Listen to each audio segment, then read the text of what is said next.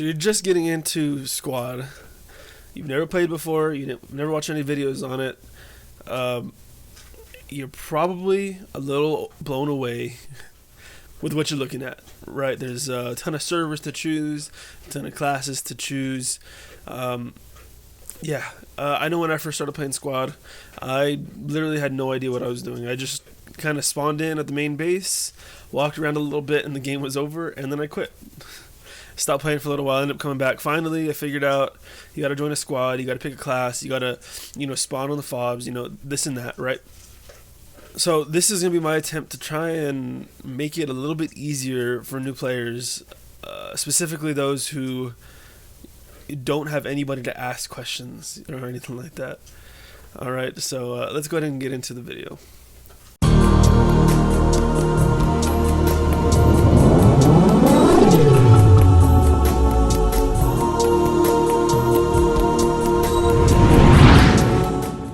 So I want to start off real quick by plugging my Discord. It's in the description. Go ahead and join it if you have any questions about Squad in particular. I know quite a bit about the game. If you can't reach me there, I stream on Tuesdays, Thursdays, and Sundays on Twitch, and that's in the description as well. So real quick before we get into this, Squad's one of those funny games that if you don't have more than 100 hours played, you're a noob. We consider most new players under 50 hours. If you don't have more than 50 hours, you're still a new player. I have almost 600 hours, and I still feel like I'm a rookie at this game.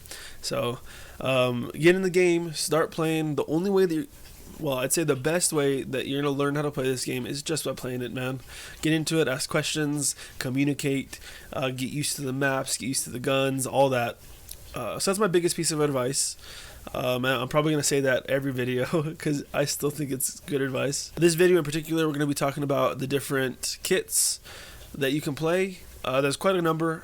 So we're just going to hop straight into just training mode, which I highly recommend that you guys do immediately after the tutorial. If you see right here, this is, pretty much right in your face, the tutorial. So you should definitely do that. When you first start up the game, this is the screen you're going to see. Like I said, do the tutorial first. Then you're going to go up here to training, right up here, okay? Now, it's going to give you an infantry tutorial and a pilot tutorial. If you're interested in flying, definitely do the pilot tutorial as well. But, there's 2 pilots a game normally, so it's not a big deal. We're going to hop straight into Jensen's range with the American flag and the Russian flag just because I like America's guns. This screen here is basically just asking you to choose a team. Most of the time, you're just going to hit continue unless you're joining a friend's game, right, where they're on a team specifically and you want to have a specific team. But if you're switching teams just to have the US all the time, you're an asshole. You should be able to see now, right here, this box in the left. Okay, so this is going to show you all the different squads in the game. In this game, there are squad leaders, and then there's squad members, right? Each squad leader makes a squad, and then other players join his squad, and that's all going to be seen here on this little left window. So if we look here, we got the number of the squad, the leader of the squad, and then we have how many members are in the squad. And this little lock here signifies whether or not the squad leader has locked it. Pretty straightforward. If it's locked, you can't join it, unless they invite you specifically. Okay. So we're here. Right now we are squad leader. And you can tell who's a squad leader because they have a little sergeant insignia on their name.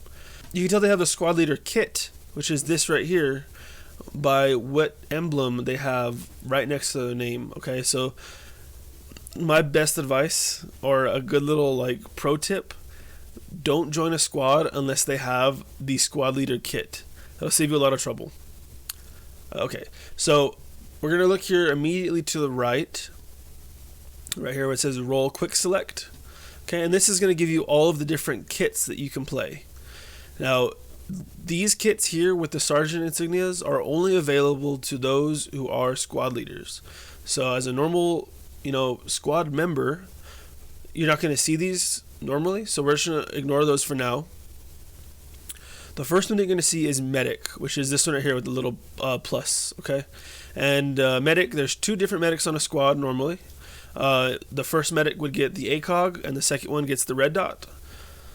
So then we'll go ahead and spawn in as a medic. We'll start off at the top here. If you look here on the right, we have our map. Okay, you're only going to have these main base spawns here. Okay, so if you notice all these little house looking things, these are all spawns. Everything that has a square around it and is yellow are spawns. And it'll also show you here under spawn select. See, you got main base, main base, main base, main base.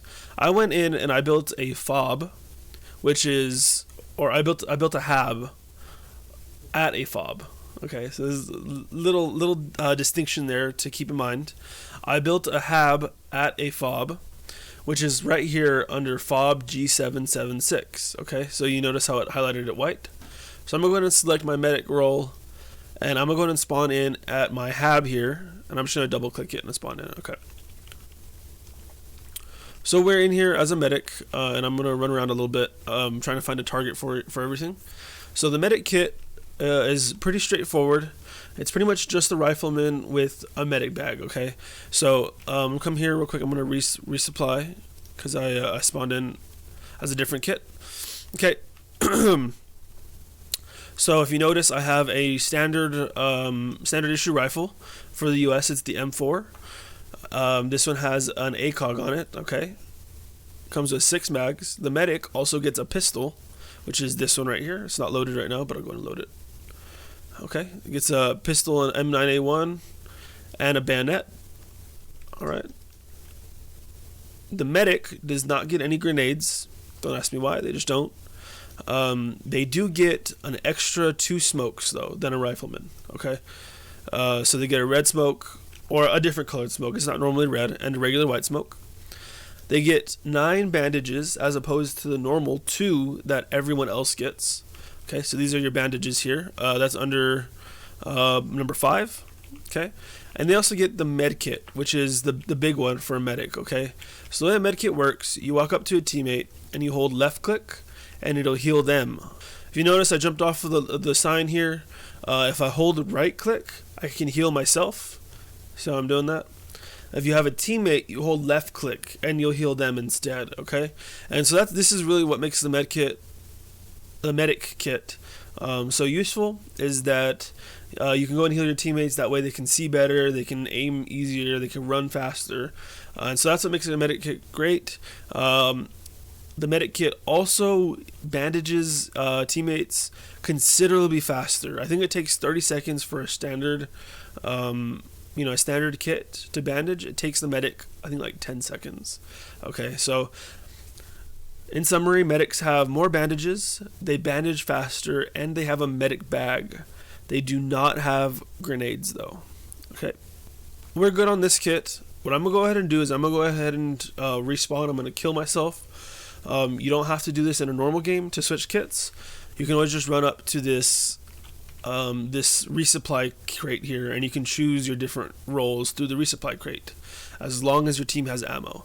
But I'm not going to do that. I want to go ahead and I want to look at all of the kits. That way we can walk through this a little bit easier. So I'm going to hit tilde, and then I'm going to type in respawn.